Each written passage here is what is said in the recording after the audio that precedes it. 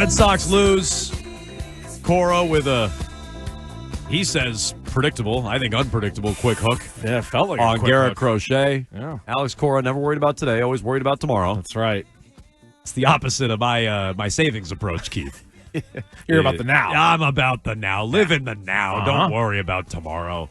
But Cora with the long view on this one. I know you guys are fired up about it. And for more on it, we have Rob Bradford, weei.com, and the Baseball Isn't Boring podcast. He's brought to you by McFarland Energy, the heating, cooling, and bioheat delivery pros that Eastern Mass and all of Cape Cod depend on at McFarlandEnergy.com. Rob Bradford, McFarland to you. Oh, McFarland, it was so good to see you guys yesterday. I liked taunting you through the window with all my steak tips and hot dogs. Yeah, were you in line with Keefe? Keefe went out to that line like 4 different times. Yeah, it was tough. I never lined up with me to have a burger ready to go unless I wanted it super rare. So now, if I heard you guys had the excellent conversation about which would you rather have, like a hamburger, a hot dog, or one of each or something like that. Yeah. Right. Well, it's 2 burgers or 2 dogs or one of each. That was the brilliant question. Yeah, this is another thing we're gonna have to get in the Red Sox baseball science department involved in. But I would ask you this: would you want that? Would you have wanted that yesterday? Or the Red Sox City Connect jersey, which it sounds like you might be getting. Well, I know we're getting a little closer to that. It's been 0 for 4. I've been checking every day to see if they sent one over. Sam Kennedy, according to what I heard, Sam Kennedy is pouring through tapes now. I'm not loving that. They're vetting your history. He doesn't have to go back too far. You can go back an hour ago. He's not going to like what I said about the team. So I may not get one. You probably also watch the Netflix documentary if you really want to taste of it. Yeah, I am in that as well. Not shown in the best light, so I don't know how confident I am in getting this uniform. But speaking of food, Bradford, let me ask you this: we always say on this show when teams are really kind of struggling, whether it's on field, off field, chemistry issues, they are in need of a pizza party because pizza parties bring people together. And right now, a game under 500, all kinds of communication issues. How in need of a pizza party are the Red Sox? I'm always wary of the pizza parties because if you have the pizza party and you lose the next day, then you're screwed. You can't have another pizza party. Well, I mean, you can. Get some whole pizza. Leftover pizza. Then the carbs start adding up, and then everyone gets sluggish, and then it goes start going the other way. 25 Rafi Deverses, Don't. Whether you want to call it a pizza party or a team meeting, I would be very, very wary of that. But I do think the biggest thing here is that, like, last night was an example of they have some things to fix, and they got to fix them in a hurry. I mean, they just this is one of the things besides the uniform talk or the jersey talk with Sam Kennedy. He said, "Listen, we're 500. No one expected to be at this 500 team. We're mediocre. We got to figure it out." Well, it's late May. Yes, you do have to figure it out. And I'm about to publish something on weei.com, just story going through the things they have to figure out, including, by the way, the Garrett Crochet thing. Thank you. Like, I don't know if you guys want me to rant on that. Yeah, I'm rant. happy to. Rant away. Yeah, well, so I think that, number one, I get it that Greg Crochet, as we sit here right now, has thrown the most pitches in all of baseball. I get it that you're coming off the first full year as a starter where you only threw just over 140 innings. You knew that you would have to be careful. Everybody understood that you have to be careful. And I think the Cora thing, listen, Cora's the ones that implemented it, that took him out of the game. But if you listen to Cora before the game, he actually references people, quote, smarter than him, talking about this Crochet, the protection of Crochet. This is before the game last night. This game that we thought he was going to pitch 13 innings and pull a Jack Morris, right, to save the bullpen. So before the game, he's referencing this. So to me, what that speaks to is this, I'll say, this baseball science department, this analytic department, which they're saying this is the game, this is the time where we have to draw back on Garrett Crochet because this is what our models say. All right, here's the thing, baseball science department. This is what I would say. I would say the science suggests that was not the game to do it. The science suggests that you do it in another time, in another way, but not in this time where you're probably talking about 15 more pitches, as I think you guys mentioned before. A time where you're desperately at a very important time to hold on to the momentum that you got from the previous couple times. And there's going to be other avenues to do that, to draw back on Garrett Crochet. I've seen it numerous times of pitchers where they're in the same situation.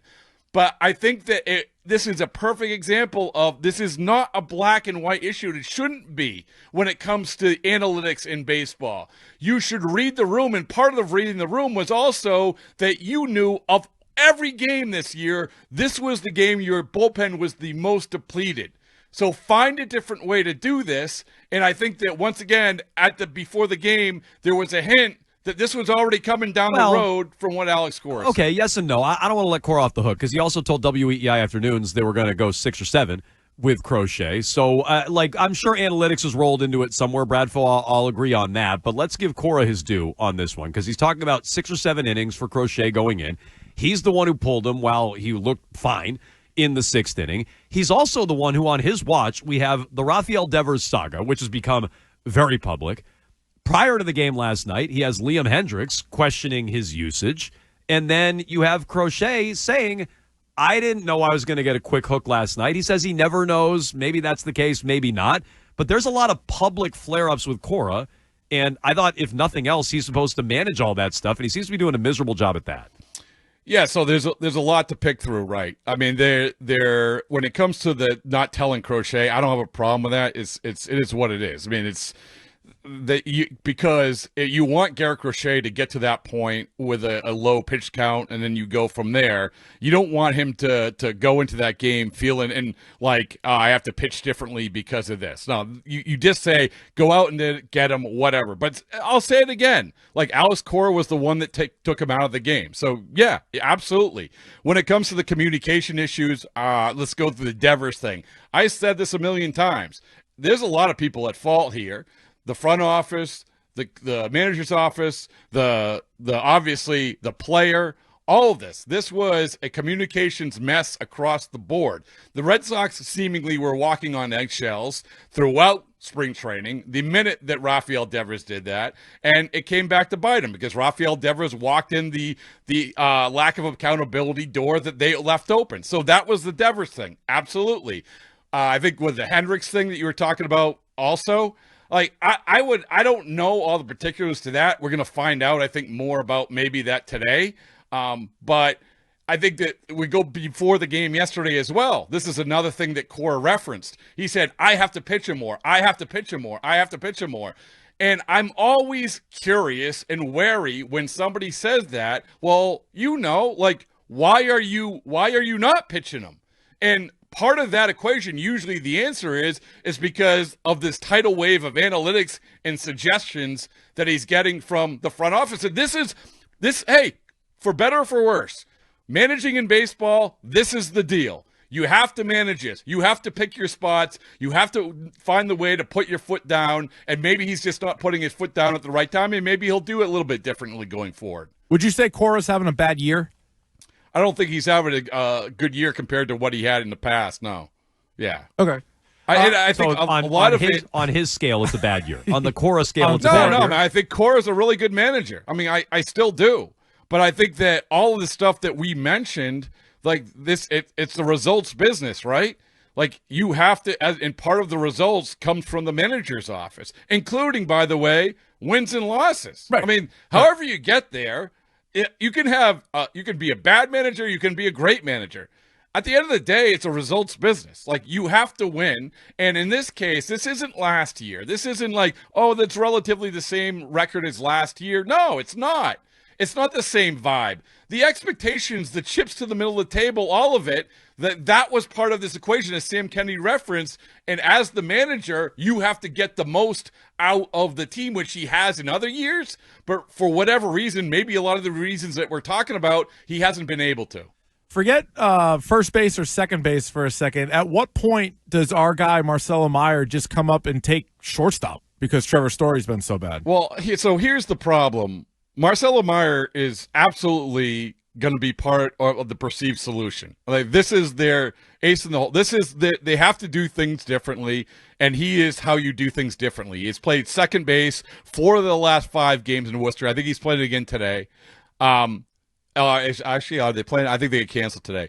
But the fact is that he is the guy that could be part of the solution. Now, where is that solution? Where is the most needed part for Marcelo Meyer? Which is kind of unfair to Marcelo Meyer to say, hey, come in and save this infield, which has this horrific OPS in the month of May. I mean, Trevor Story right now has the worst OPS of any player in baseball in the last month. I mean, from April 22nd to May 22nd. The worst OPS, not even close. That's the shortstop position. And now, part of the solution is you're working out Christian Campbell, who the Cora said the other day is at a 2.5 or a 3 to get to a 10 where you feel comfortable with him.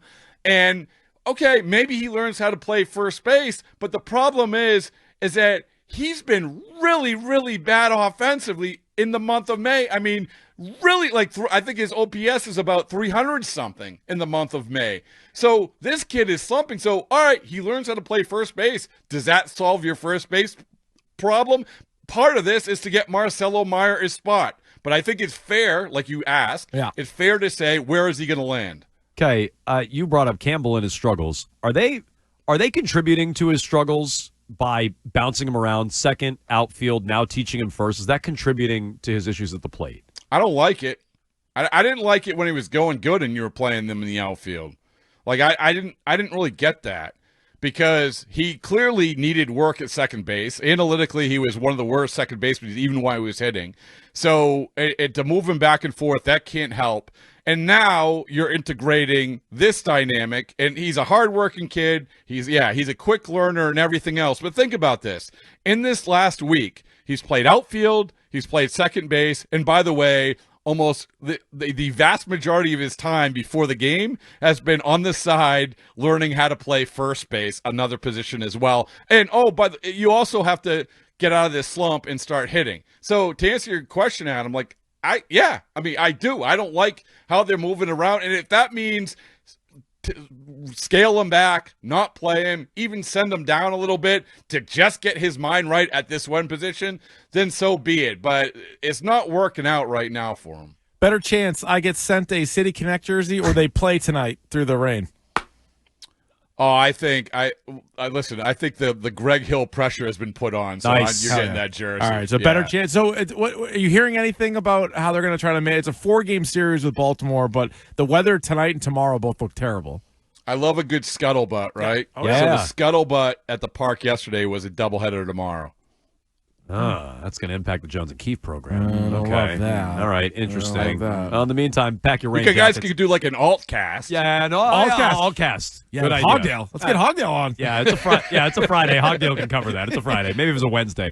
All right, pack your rain jackets tonight. I'm sure they're not going to call it early. Bradford, we'll talk to you next Thursday. Thanks so much. All right. I'll see you guys. Bye. All right, Rob Bradford joining us here on WEEI. It's Jones and Keefe. We're brought to you by Jackson Lumber and Millwork. Visit Jackson Lumber and Millwork for all your residential, remodeling, or commercial building materials and supplies. Jackson Lumber and Millwork, providing solutions and delivering results since 1946.